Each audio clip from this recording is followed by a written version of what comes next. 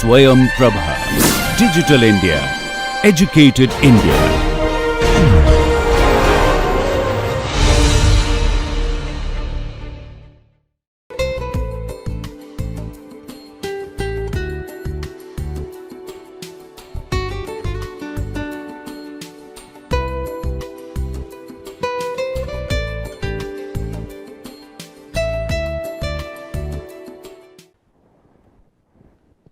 Welcome back to the course titled Strategic Communication for Sustainable Development. My name is Aradhana Malik. I teach at IIT Kharagpur and I am helping you with this course. In the past lectures, we have talked about what sustainability is, what communication is, what sustainable communication is. We also discussed the methods of sustainable communication. Today, we will talk about approaches to sustainability communication. So, this is what we will do. One thing that I would really like to draw your attention to is the concept of innovations driving development. We talked about development, and this is so relevant to this approach of sustainability communication in the sense that new ideas form the basis for any kind of sustainable development. New ideas, how we approach new ideas, forms the basis of any kind of change from point A to point B, any kind of development, any kind of growth in the field of sustainable development. So, innovations drive development. We will work on this a little bit more when we talk about strategic communication for sustainable development, but I just wanted you to start thinking about this as we moved along. But the first approach that we will discuss here is the concept of strong sustainability. And you will say, what if there is a strong sustainability, then what is weak sustainability? So, we will talk about that also. The goals of the theory of strong sustainability are identifying criteria for distinguishing sustainable and non-sustainable paths on the grounds of a wider consideration of arguments than merely economic ones. So, when we talk about sustainability, we are essentially talking about keeping our assets as they are, keeping our capital, preserving our capital and eating off of the profit. So, it is not, when we talk about strong sustainability, we find out which one of our efforts, we discuss which one of our efforts is going to carry forward, is going to drive this whole idea of going on and on and on, and which of the paths that we take are going to serve us better in the longer run than in the shorter run, and which of these paths that we take in the field of sustainable development are going to be covering a wider ground, which of these paths are more overarching. The second goal of strong sustainability is specifying the proper scope of the discourse by setting up a framework of fields of action and application. So, when we talk about discourse, we are essentially talking about the framework, the fields of action that we have this discourse in. What do we draw from? Which fields are we talking about? Are we talking about fisheries? Are we talking about agriculture? Are we talking about forestry? Are we talking about education or health? What? So, in which field are we actually going to do the sustainability or sustainable development? How are we going to apply the ideas that we have framed about sustainable or with regard to sustainable development? The third goal here is delivering a basis for operationalization in policy and politics. How do we convey this whole idea of sustainable development to the masses?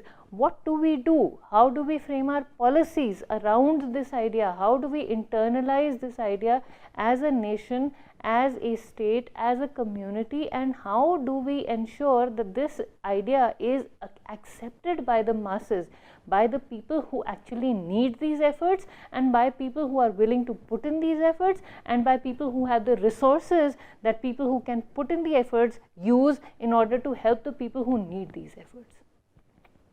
So, that is another goal. How do we decide who does what in policy and politics regarding sustainable development? Performing as a rational corrective to clarify the diffuse discourse on sustainable development taking place in society. So, how do we change these definitions? How do we change these confusions, or how do we clarify these confusions regarding the discourse, the discussion on sustainable development in society? And that is one of these are the goals of the theory of strong sustainability. The levels of strong sustainability are, this whole theory functions on 3 levels. The first broad level, or this is the core of the theory, that consists of 2 levels. The first one is the ideation or idea, the theory of intra and intergenerational justice. Within the generation, what do we do in order to preserve our resources, in order to conserve our resources till the time we die? You know, I need so many trees, I need so much water, I need so many, so much of energy during my lifetime. I don't care what happens to the next generations. So, that is one way of looking at it. So we say that as long as I live, I have this much. I will do something about it only if it affects me during my lifetime. That is intra-generational justice. So, I want to make sure that all the people I know are benefiting from it. Now, what happens to the next generation is not really my problem. That is the idea. So, short-term goals. We are focusing on short-term goals. And the other is the intergenerational justice. We will discuss this a little bit more in a few minutes. So, intergenerational justice is, how do I conserve resources so that the same resources are available to the next generations also, and to the generations coming after those, so they last as long as possible. Even if I don't live that long, the resources are there for use by next generations. Even if they are not my children, they are the children of somebody else in society. So, they are there. I have received something from earth, from Mother Earth, and I will give something to Mother Earth. So, that kind of thing. Or I'm just passing through this whole quantum of resources, and it's my responsibility to keep these resources the way they are. So, that is intergenerational justice.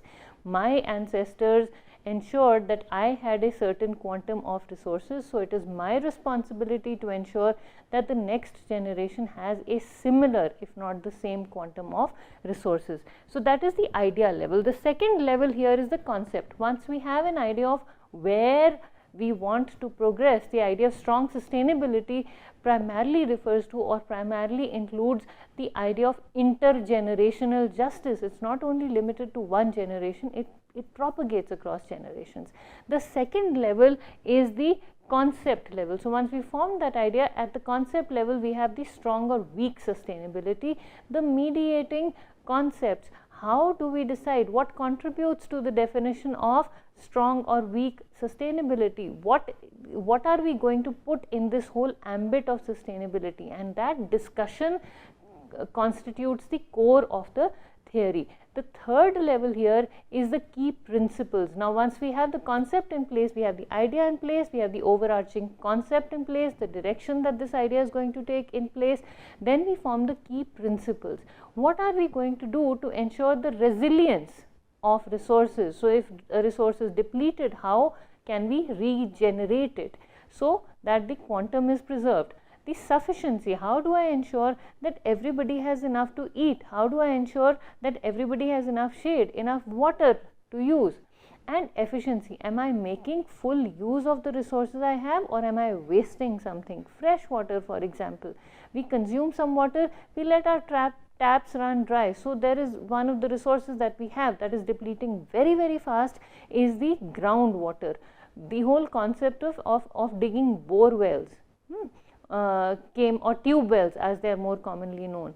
That concept, initially people thought that there's enough water in the water table below the earth's surface to last a lifetime. So, people started, it was an expensive concept, but people started digging wells into the earth's crust in order to access the water table and in order to draw fresh water from the depths of the earth. And there was so much indiscriminate digging or boring of wells that this resource has started getting depleted. So, how do I ensure that this is regenerated? By conserving water. or it is not depleted. Resilience means regeneration. So, or maybe the trees, if I am using a certain number of trees, yes, I need to use trees, I need wood for my to build my house, I need wood for matches, I need wood for my tables and chairs, I need to use wood in so many ways. But if I cut down a certain number of trees, do I end up planting the same number of trees in some other location or not? So, that is resilience. So, the ability of a resource to regenerate itself, or to for us to facilitate this regeneration. The second principle here would be sufficiency. Do I have enough? Do I have enough water to last me and my future generations? Now, in recognition of this sufficiency principle, the government of India has imposed a ban on or a limit on the number of bore wells that can be dug in several regions. I mean, they've started limiting the number of bore wells that can be dug in a particular geographical region. So, again, you know, that is only to ensure the sufficiency, the intergenerational justice regarding the usage of groundwater across generations, or you know, in the framework of strong sustainability, this is to ensure that the groundwater is available even to the next generation. So, I was reading somewhere, and again I do not remember the reference, I was reading somewhere that the groundwater levels are going to be 20% of what they are today by the year 2025, which is 9 years from now. We will not have enough water to drink. Bore wells constitute or give us a supply of fresh water, fresh drinking water in so many homes in so many parts of the country, and if that is not going to be there, that those levels are going down so fast because of the indiscriminate drilling of bore wells. So, sufficiency. Efficiency, am I using the resource properly? I cut down a big tree, the wood rots, I use maybe 1/3 of a tree or maybe 1/4 of a tree or 10%, I just use the branches, let the tree rot. Now, it takes, you know, several decades or sometimes hundreds of years for a tree to grow, but am I using it efficiently? So, that is the, am I using the whole tree, or am I just using some parts of it and just throwing the rest away? Is there any way that I can take the rest of the tree, the parts that I do not need, to somebody who needs them, so they do not end up cutting more trees?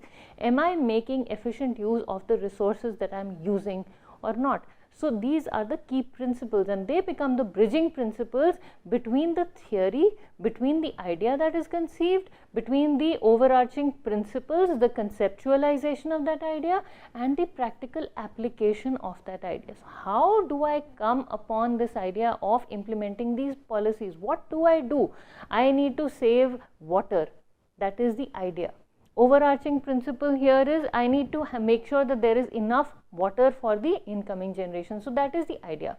Concept is, concept here is that when I talk about water, when I am discussing the conservation of water, the concept here becomes strong sustainability. Okay. So, idea is to preserve water for the next generations, concept is strong sustainability. Key principles here would be sufficiency and efficient use of water. We can't really regenerate water, but efficient use of the available water.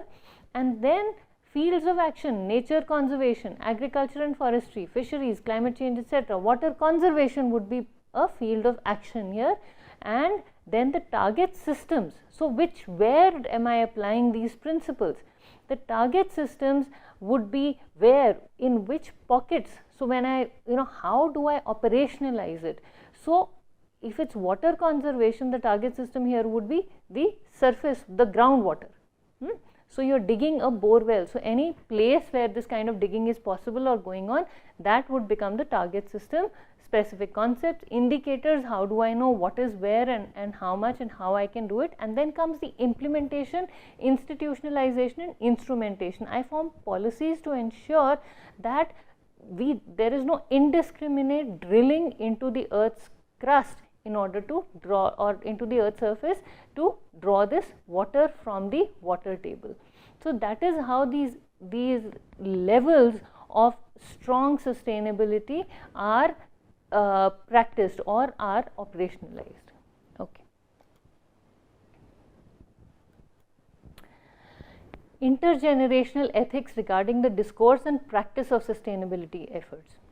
So how do I ensure intergenerational ethics?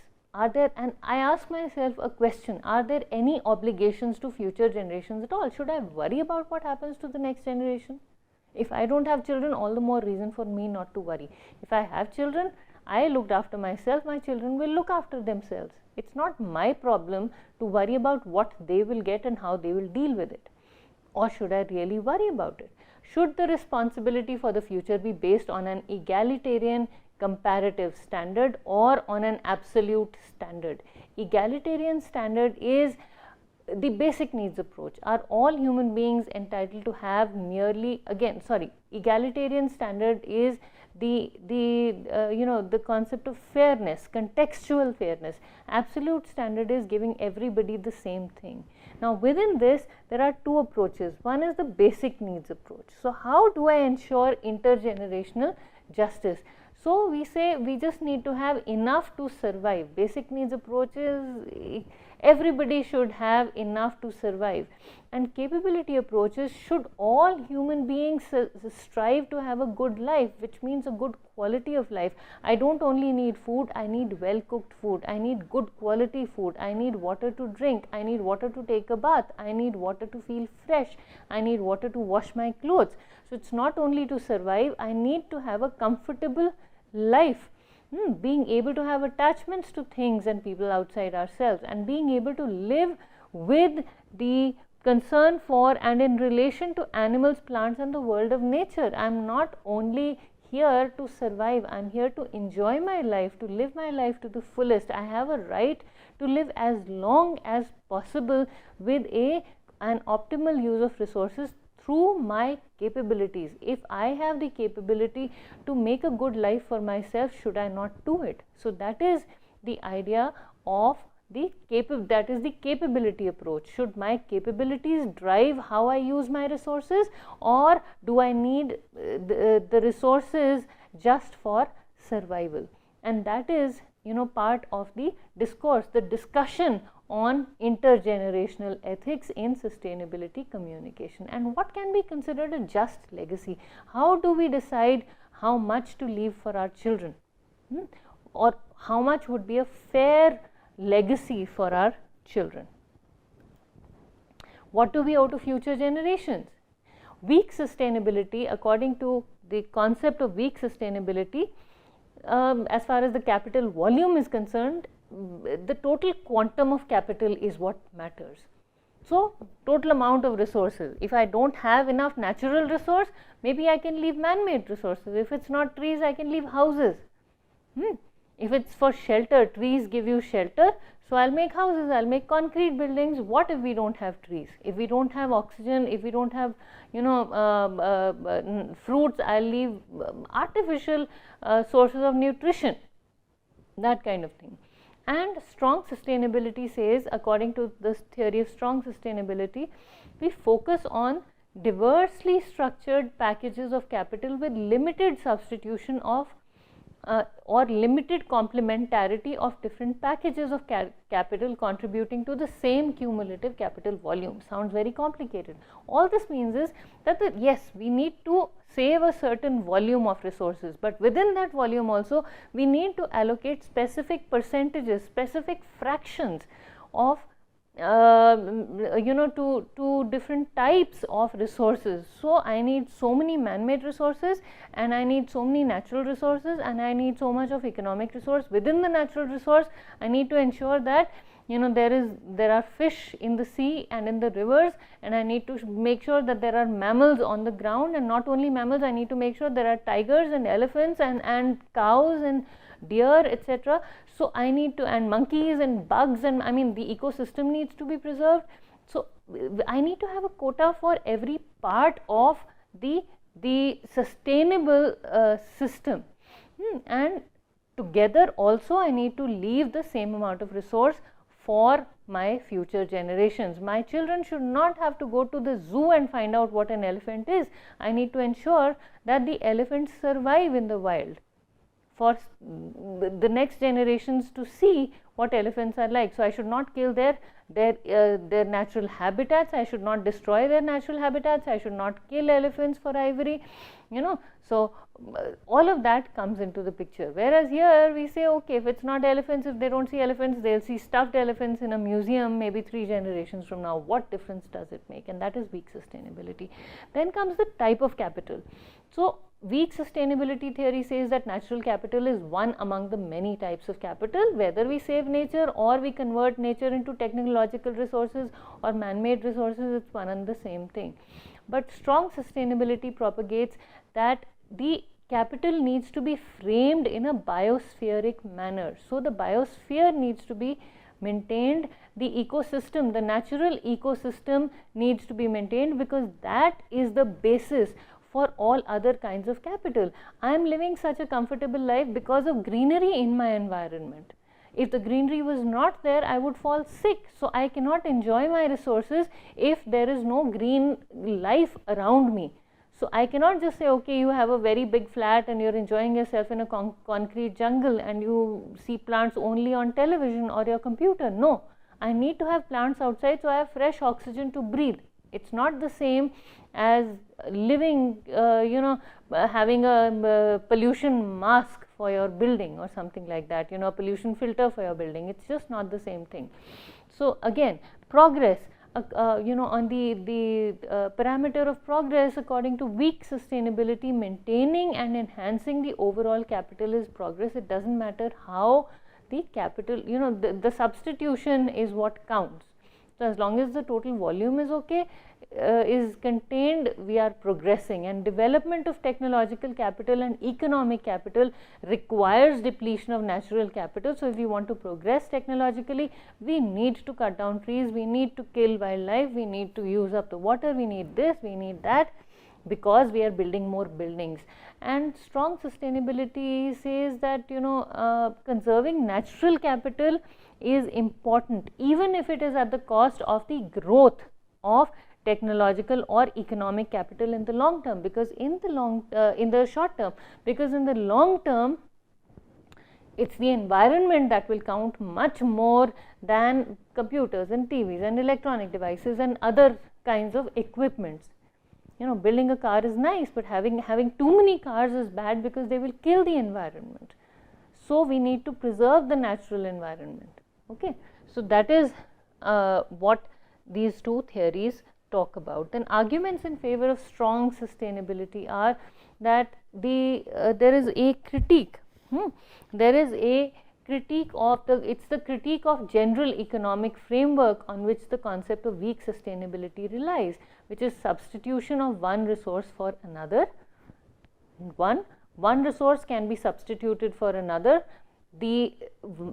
Some resources are not as important as others, and that is what this discounting of the importance of a type of resource is, or compensation for the depletion of a resource. So according the theory of strong sustainability says that it doesn't matter what you do in exchange for depleting a natural resource. It's just not the same thing. You cut trees in my backyard, it is not the same thing. I will lose out on shade. You'll say, I'll cut a tree but I'll build you a shed. No, I don't agree with you, because if you cut down a tree, you also loosen the soil that is there in the ground. You also cut down a place where I can, a place that gives me shade. You cut down on my source of fruit and you say, I'll provide all this to you artificially, and I say nothing doing. It's just not the same thing. That is compensation. Discounting the importance of a resource. I'll cut down a tree because a road has to pass by, and we say nothing doing. Even on our IIT campus, there are several places where roads have been built around trees. That is the importance our campus, IIT Kharagpur campus, gives to the biodiversity, to the ecosphere on campus. Even in this day and age of technological development, we are so concerned about preserving what we can in nature. So if a road can go around a tree, that is what we'll do. We will not cut the tree to build a road.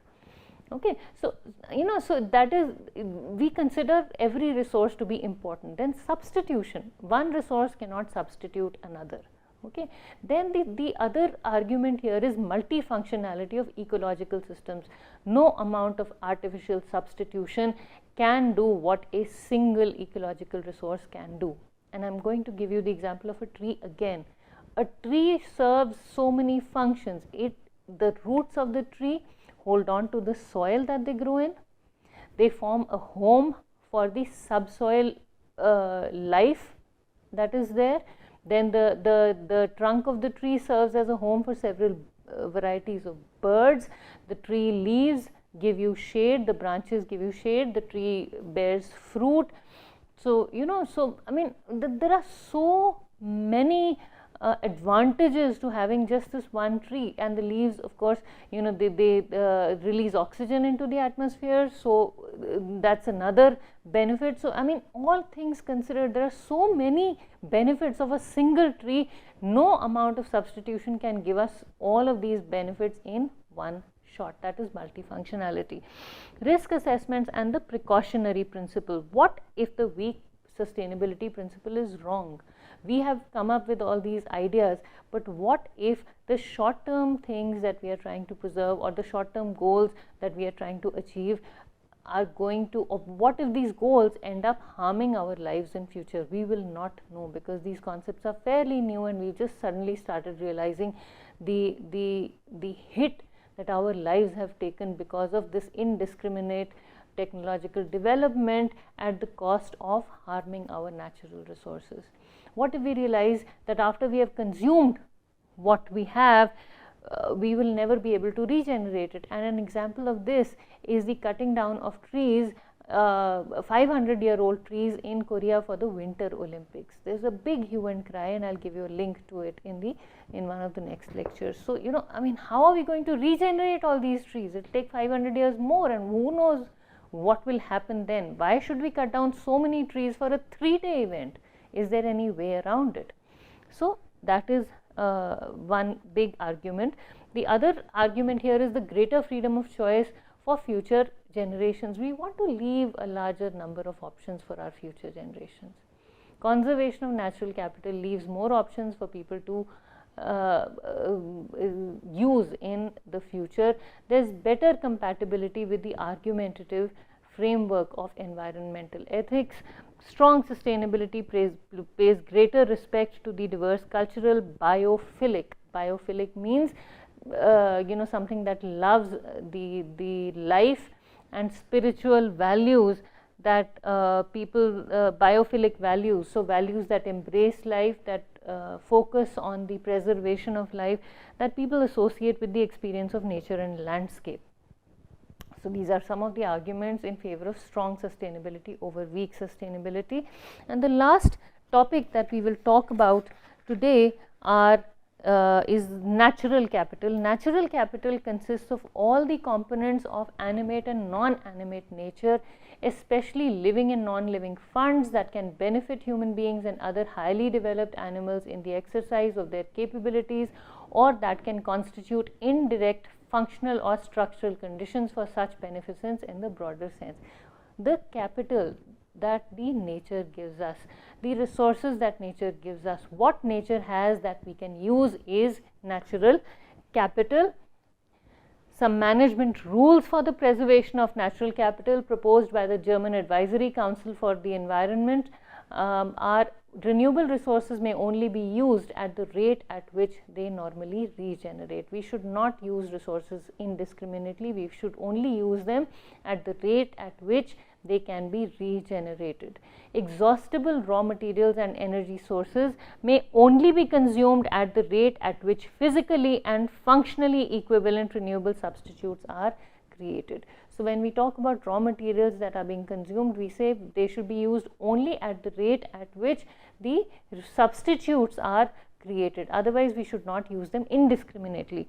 Pollutant emissions may not exceed the absorption capacity of environmental substances and ecosystems, and emissions of non-biodegradable pollutants are to be minimized, whatever the extent to which unoccupied storage capacity remains available. So, we should, when we talk about pollutants, when we talk about things that harm the environment, they should not be released into the environment till a system is created to absorb the harmful effects of these pollutants. And here the two concepts that are focused on are preservation. Preservation refers to prohibition of degradation, and investment refers to improvement and creative planning of the use of our resources. So just think about all of these concepts in the context of how sustainability is discussed and talked about and propagated, and these are a lot of new ideas, and this is one of the approaches to sustainability. We will discuss another approach to sustainability communication in the next class. Thank you very much for listening.